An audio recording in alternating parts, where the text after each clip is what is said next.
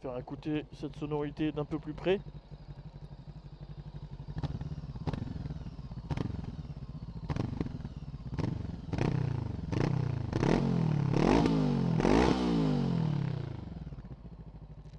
Ouais, elle claque bien quand même la sonorité. Ah ouais, je sais pas ce que vous en pensez, mais moi je trouve que c'est beau. Bonjour à tous, bienvenue dans cette vidéo. Aujourd'hui j'essaye la Brixton 500 et je suis à la boutique l'Atelier du Deux Roues qui a une boutique à Toulon et à la Seine, voilà, qui fait des réparations on va dire assez à l'ancienne pour ceux qui recherchent des petites réparations de mobylettes anciennes, des motos anciennes, tout ça, des rayonnages de roues. Bref, voilà, donc ils sont représentants de la marque, enfin ils sont vendeurs de la marque Brixton. Allez, je vais vous la présenter un petit peu. Voici la bête. Alors, je vais m'attarder un petit peu sur les détails parce que comme c'est une moto qu'on ne connaît pas qui vient de sortir, bah, ça mérite d'être plus attentif. Alors, on a, tu vois, déjà ce qui nous saute aux yeux, la marque là, le X. Donc c'est le modèle Crossfire. Voilà, ça veut dire bon, le modèle routier parce qu'après il y a le modèle X avec des pneus plus pavés, tu vois. Les grilles de radiateur, enfin grille, c'est pas une grille de radiateur, mais c'est les écopes qui sont chromées. Et je sais plus trop bien la différence, la selle aussi qui est matelassée, style matelassé jusqu'au bout. Voilà. Alors que la classique, elle va être matelassée juste pour le conducteur. On ne veut pas entendre parler du passager, apparemment. Non, c'est une blague. Alors, donc ici, tu vois, on a le X. Je trouve qu'elle est bien plus jolie en noir, les copes. Alors, qu'est-ce que nous avons? Donc, un réservoir 13,5 litres, une fourche inversée. J'ai mal fait mes révisions, donc je ne sais pas le débattement, mais après on s'en fout un petit peu. C'est une routière, donc je pense que le débattement suffit. On a une fourche réglable, ça c'est pas mal. Fourche réglable d'un diamètre assez balèze, hein, je dirais qu'elle est presque à 50, hein, comme des Benelli notamment, qui avaient des grosses fourches comme ça. On a aussi l'amortisseur arrière qui est réglable. On a réglable en ressort et hydraulique, hein, quand même, donc c'est pas mal.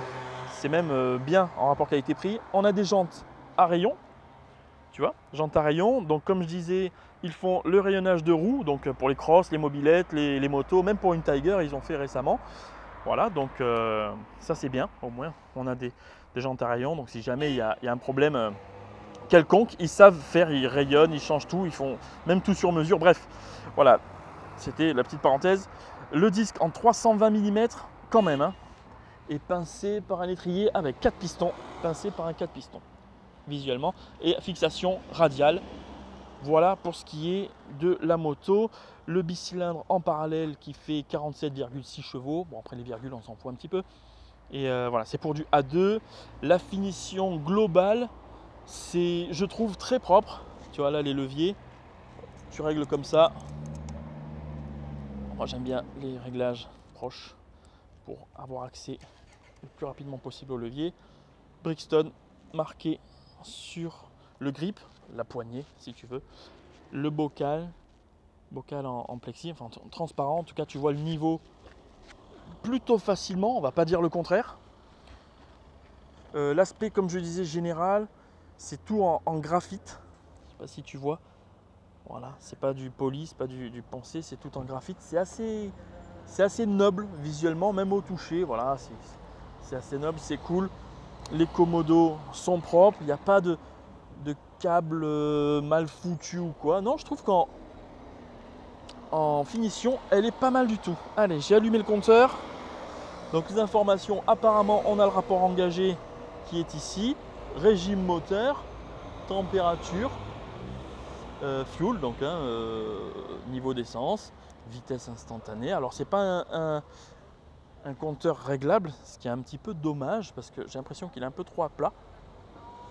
À voir pour les reflets, hein, notamment. Après, il y a un petit voyant utile autour, voilà. Voilà, après cette micro-présentation, bah tiens, on va regarder la signature lumineuse avec le Brixton au milieu qui me semble s'allumer. Alors attends. Hop. Ah ouais, c'est vraiment sympa, hein. Vraiment sympa. Donc en full LED, hein. Même les clignotants sont en full LED, hein. Feu, les clignots, tu vois. Il y a les warnings ou pas. Hop, apparemment il y a les warnings. Voilà, en full LED. Donc vraiment sympa. Ah bah boussole, tiens, nord-sud, est-ouest. Je viens à peine de le voir. Ah c'est sympa. Allez, faut qu'on aille rouler maintenant. Allez, c'est parti, je monte dessus. Hauteur de selle de 795 mm. Alors, première impression, c'est très très large. Le réservoir, la selle, surtout le réservoir est très large. Ce qui fait que ça m'écarte les jambes. Alors, j'ai des grandes jambes hein, de 86 cm. Mais pour ceux qui auront des plus petites jambes, ça va être plus compliqué. Mes jambes sont tendues avec les pieds à plat de chaque côté. Mais vraiment, elles partent en triangle, quoi. Elles sont pas parallèles à la moto. Hein. C'est vraiment gros, là. Hein, entre les jambes. Voilà. Le buste, il est droit. Je suis à 3 cm, entre 3 et 4 cm. Je m'incline légèrement sur l'avant, mais voilà, il n'y a pas de malaise au niveau de la position. Je suis très très légèrement incliné en avant, donc c'est pas fatigant comme position. Allez, je démarre.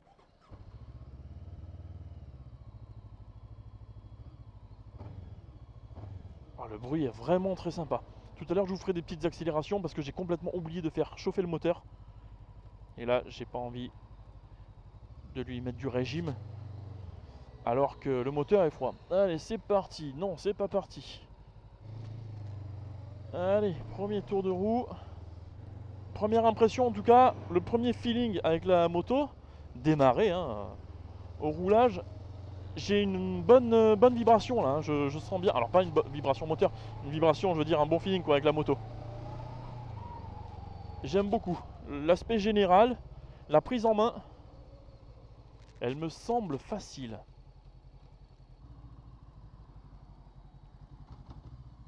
Ouf, à 2000 tours, waouh, elle a pas du tout aimé. Alors le moteur n'est pas inconfortable. Il est assez cool en bas régime.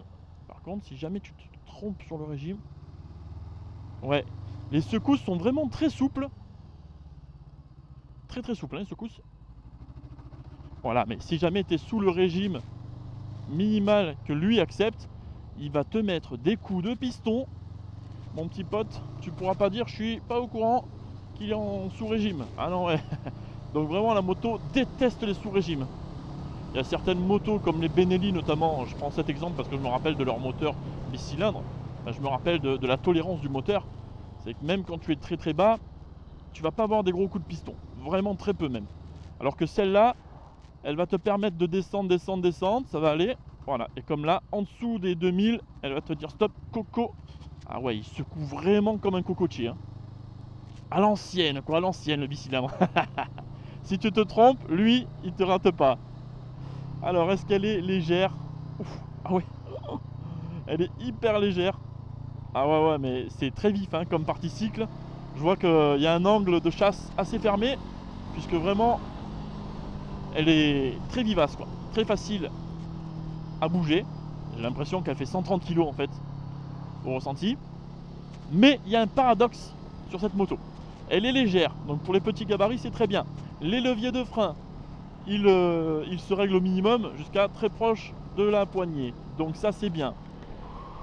Le sélecteur de vitesse est très court, ce qui fait que pour les grands panards, ils vont galérer à passer sous le sélecteur. Ce n'est qu'un détail, on s'habitue à toutes les motos qu'on achète, on est d'accord. Là, le guidon qui n'est pas très éloigné, tout ça, tu es redressé sur la moto, tout prédestine cette moto à avoir des petits gabarits. Sauf cette largeur de réservoir qui est vraiment dommage, puisque ça écarte énormément les jambes. Et ça, c'est le dommage de cet essai. La largeur, pas la hauteur de selle, la largeur du réservoir et de la selle. Dommage. Mais sinon, depuis que je suis parti, j'aime beaucoup cette moto. Ouais, elle est facile, je suis comme à la maison dessus, légère. Le style, j'aime beaucoup. C'est un style néo-rétro quoi, hein. J'allais dire un mix entre de l'ancien et du récent, mais c'est du néo-rétro. Elle est chaussée en Pirelli, et ça, j'adore ces pneus. Pour ceux qui regardent mes essais, vous le savez. Ils sont montés sur plusieurs motos d'origine, plusieurs marques, et j'adore ces pneus. La tenue de route est bonne. Bon, il est temps de la chatouiller un peu quand même. Allez, c'est parti.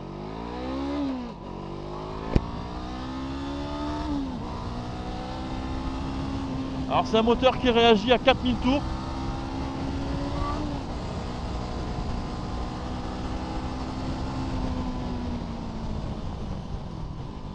Le punch n'est pas mauvais.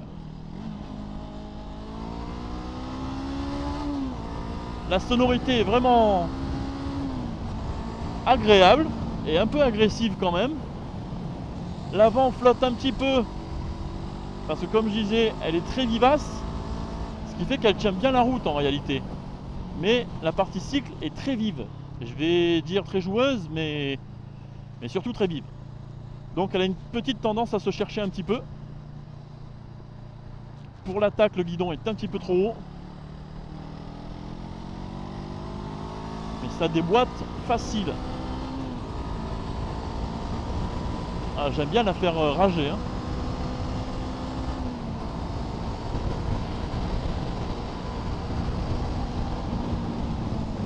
Et le freinage, pas mal. Mais l'ABS intervient beaucoup. En tout cas, quand je roule comme un goré comme ça, surtout quand elle embarque un gorille de 93 kg, voilà, ce genre de patate, ces motos-là, si elles pouvaient avoir des gabarits plus légers sur elles, ça les dérangerait pas. Bref. Donc oui, l'ABS intervient quand on roule fort, assez facilement. Là, depuis tout à l'heure où je roulais normalement, je ne sens pas l'intervention. Là, tu vois, je viens de faire un freinage, pas du tout. D'ailleurs, les freins sont bons. Je m'attendais à un petit peu plus de force au niveau de l'avant, parce que l'arrière RAS, rien à dire. Progressif, voilà. Il freine bien, il fait le taf, il est puissant. Mais l'avant, je m'attendais à un peu plus de mordant. Bon, remettons les choses dans le contexte, on est sur du simple disque. Ça aurait été du double disque. Là, ça t'aurait été net et tes chicots partaient en avant. Donc pour la réactivité du moteur, je trouve qu'il démarre à 4000. C'est ce que j'ai pu observer depuis tout à l'heure où je partais. À 4000 déjà, il donnait un petit peu de vie. Ça dépend des rapports aussi. En 2, 3, c'est sûr. Après, en 4, 5, 6, il part d'un peu plus haut quand même. Il part de 5, 6000. De toute façon, bon, bah, c'est du bicylindre de 47 chevaux. On sait très bien comment il va réagir. Le couple à bas régime est très correct et convaincant quand tu roules sereinement et que tu t'attends pas à avoir de performance de fou. Je trouve que le couple est très raisonnable. Les très bas régime, vraiment, elle va pas te pardonner. Il faudra toujours un peu jouer de la boîte pour être sur le bon régime, surtout en ville ou en interfile. Mais une fois que tu es sur la bonne plage minimum, après c'est que du plaisir. La boîte passe super bien les rapports, c'est même très doux comme boîte. Elle est cool, les rapports sont précis. Évidemment avoir le vieillissement, hein, toujours pareil. La position, j'ai des jambes légèrement pliées, mais ça va. Les suspensions sont un peu fermes. Ouais, il y a de la fermeté. Là, on se retrouve plus sur un confort de Vosges 500R, tu vois. Enfin, sur une rigueur de Vosges 500R.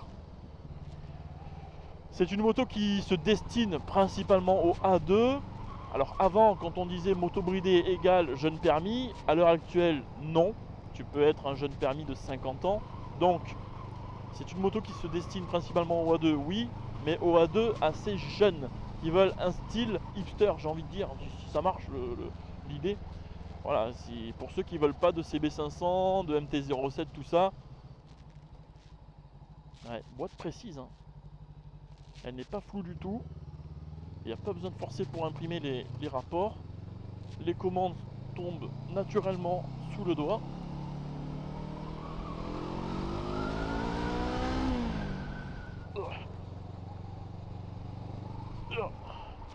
La selle est ferme, hein, aussi. Donc la selle est pas mal ferme. Pour ceux qui sont sensibles au niveau des fesses, de la position, vous n'allez pas forcément aimer la selle. J'avais vraiment hâte d'essayer cette moto pour voir ce qu'elle donne. Et je m'attendais vraiment à quelque chose de beaucoup plus lissé comme sensation. Et voilà, je m'attendais pas à des sensations de vieux bicylindres comme ça qui claquent. Et à ce qu'elles soient aussi maniables. Ah, vraiment, ces joueurs, ça se place super facilement. C'est pas trop large en guidon, ce qui fait que dans les bouchons ça doit passer correctement. La conso de ce genre de petite moto, on le sait, c'est entre 4 et 5 litres selon ta conduite. Le style est soigné, ça me fait vraiment plaisir de la découvrir. Et aussi ça me fait plaisir d'avoir découvert l'atelier du 2 roues qui sont vraiment très sympas.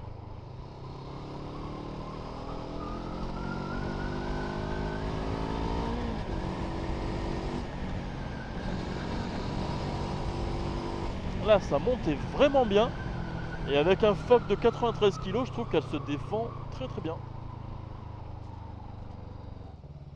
Bon, et bien nous sommes à la fin de cette vidéo. Si tu n'es pas abonné, n'hésite pas à t'abonner puisque toujours 80% de la communauté qui regarde mes vidéos ne sont pas abonnés. Bon, pour clôturer, ça m'a fait très plaisir de faire cet essai. Je la trouve soignée pour ceux qui veulent un style à part et qui veulent prendre le risque de découvrir cette moto et ses pannes, puisque forcément elle vient de sortir sur le marché, on ne sait pas ce que ça va être dans le temps.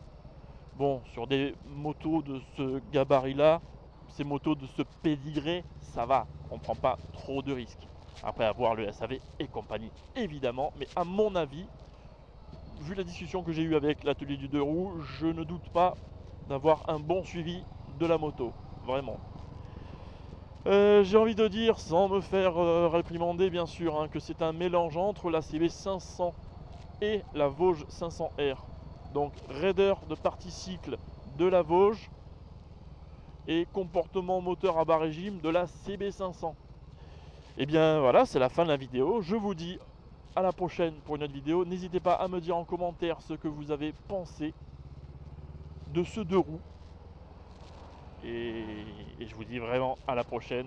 Il fait un temps magnifique, ça fait plaisir. J'ai rien d'autre à rajouter sur la moto, non. J'ai rien d'autre à rajouter.